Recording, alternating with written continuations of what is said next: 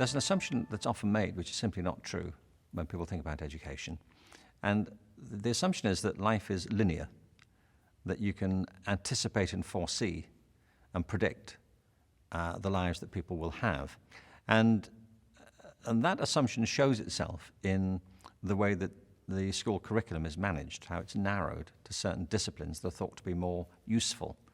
It shows itself in the obsession with standardized testing.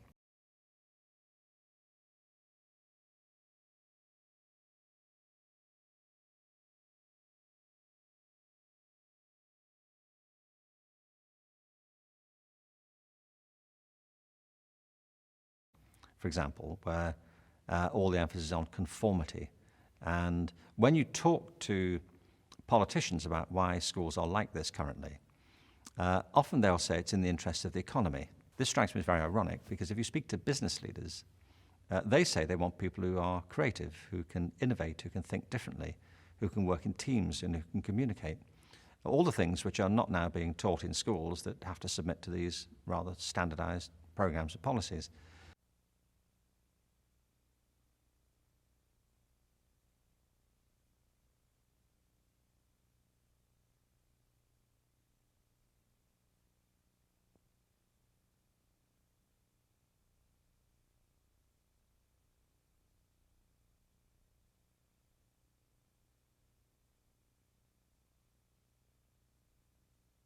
So the economic imperative for creativity is absolutely clear. There was a report published by IBM which was based on a survey of 3,000 CEOs around the world.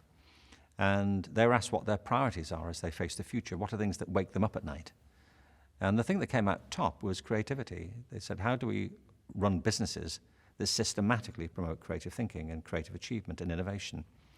And of course, they're now being faced with a generation of students coming through from schools who haven't been encouraged to develop these abilities at all. So the economic imperative for teaching creativity systematically in schools, I think, has never been greater. And that requires a transformation in the way that schools work, because they weren't designed to do it, so they have to be redesigned if they are to do it. But there's a big cultural imperative here too, because the world is getting more complicated. It's getting more connected, it's becoming more challenging. And many of the challenges that we face collectively as a species are cultural as much as they are environmental. And finding ways to live together in a world that's become more nuanced, more interdependent, more dynamic, more connected, is really a task for education.